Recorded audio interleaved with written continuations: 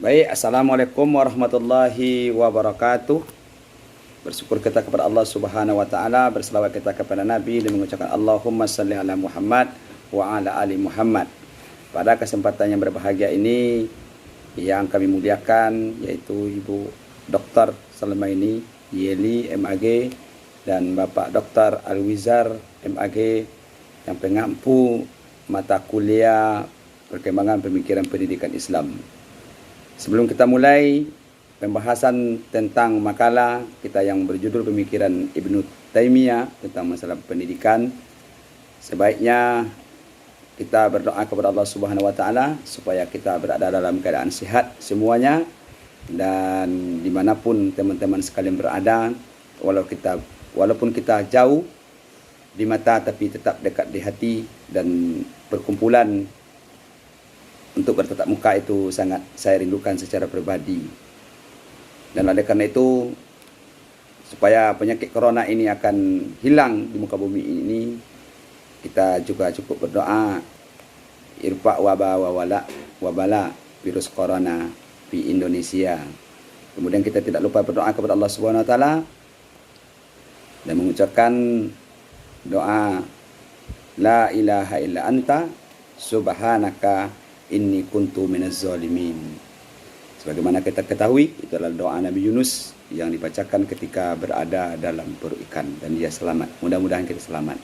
Baik, teman-teman yang saya hormati dan Ibu dan Bapak dosen yang kami muliakan, yang saya muliakan. Dua pokok pembahasan yang kita bahas pada pertemuan kita kali ini, yaitu pertemuan yang ke-18, yaitu pemikiran pendidikan Ibnu Taimiyah. Yang pertama sejarah Ibnu Taimiyahnya bagaimana, baik sejarahnya bagaimana, kemudian pemikiran pendidikan Ibnu Taimiyah. Yang pertama masuk kepada sejarah atau riwayat Ibnu Taimiyah. Ibnu Taimiyah ini bukanlah nama aslinya. Nama asli Ibnu Taimiyah itu adalah Ahmad. Nah, kenapa? Taimiyah pun itu bukan orang tuanya. Orang tua Ibnu Taimiyah itu adalah Abdul Halim. Artinya kalau dia Taimiyah berarti Taimiyah bin Abdul Halim. Nah, kenapa dinamakan Taimiyah?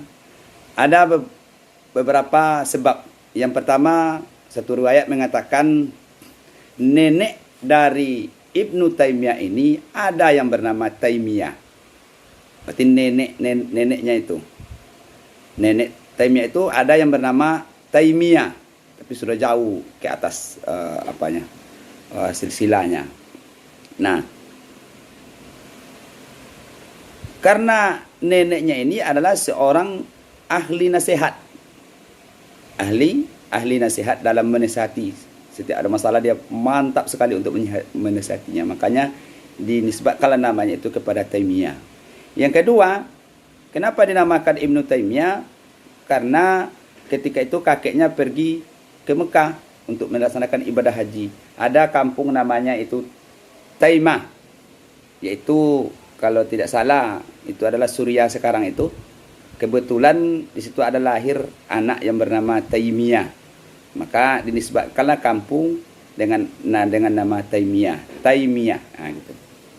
Nah, di mana dia lahir Ibnu Taimiyah ini? Ibnu Taimiyah itu lahir dia di daerah Arab juga, di daerah Arab, yang kemudian lahirnya di hari, kata sejarah mengatakan hari Senin, sama dengan lahirnya Rasulullah SAW di tanggal 12 Rabiul Awal, dan juga ada yang sejarah mengatakan dalam buku dibaca di tanggal 13 Rabiul Awal. Tapi itu tidak ada persoalan. Yang penting dia lahir,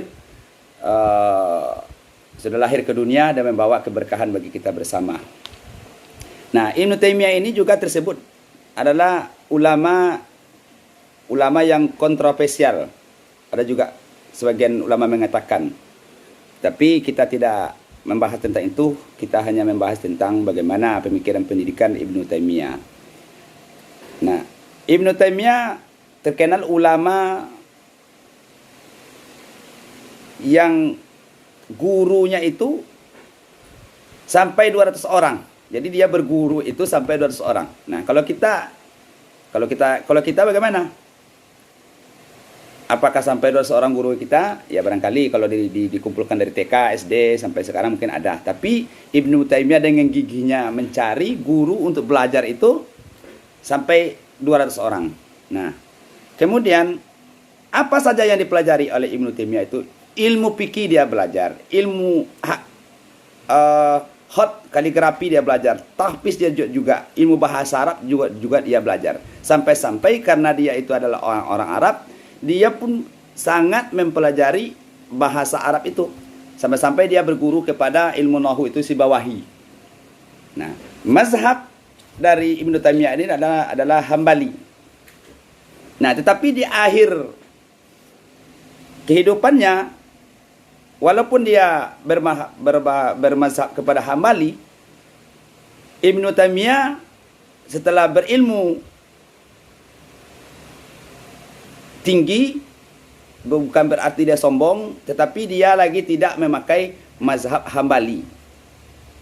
Tiap-tiap bukunya, tiap-tiap karyanya itu digabungkannya kepada semua pendapat imam-imam mazhab-mazhab yang 4 itu. Termasuklah kalau kitab Al-Muwatta itu termasuk ada dia yang apa? Saya baca itu adalah rentetan-rentetan dari buku dia itu. Al-Muwatta. Kemudian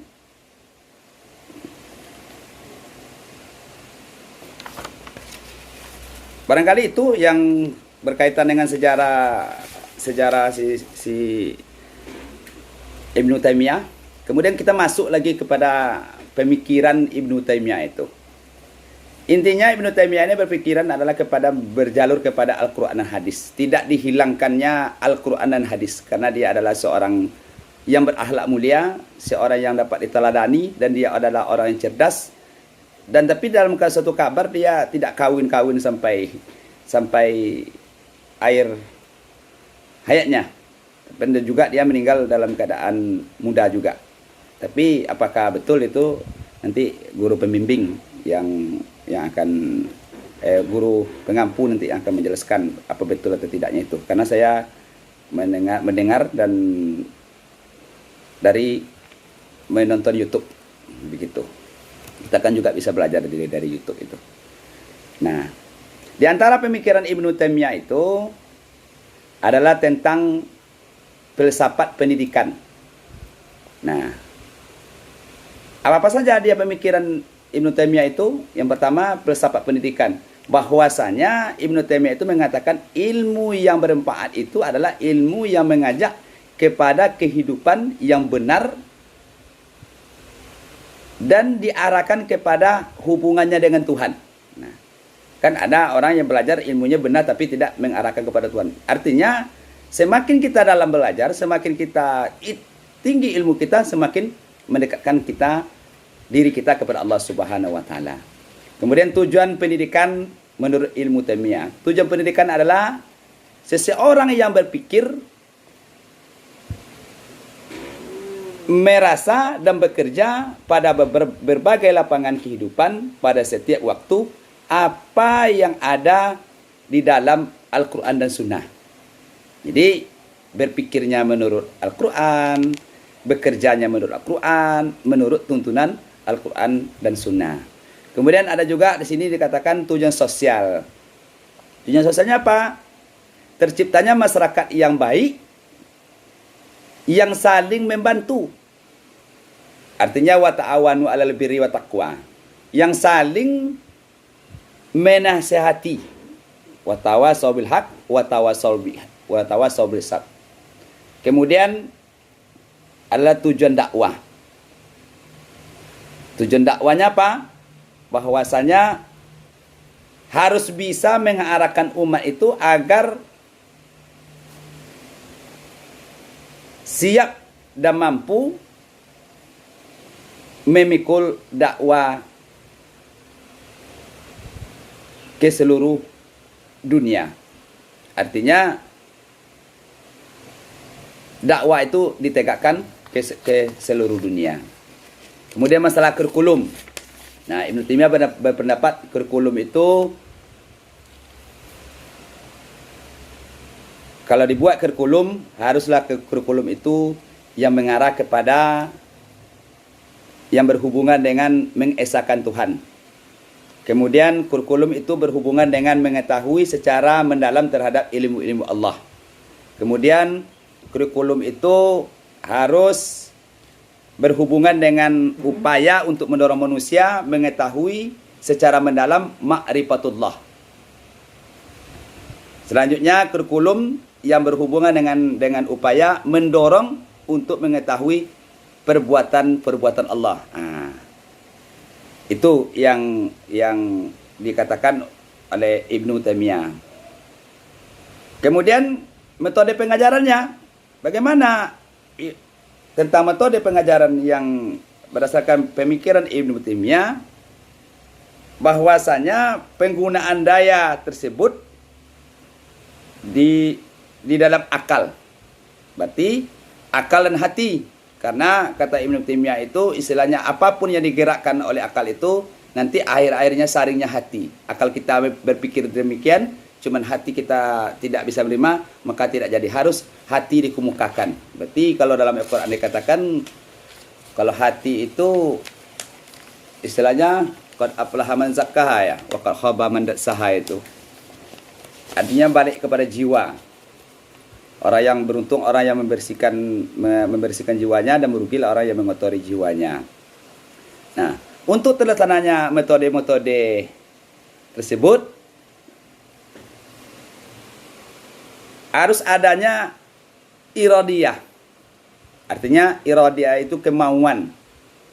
Nah, mengetahui maksudnya yaitu mengetahui daya kecintaan berusaha memiliki sesuatu yang menggerakkan manusia dan mengarahkan ke arah tujuan tertentu.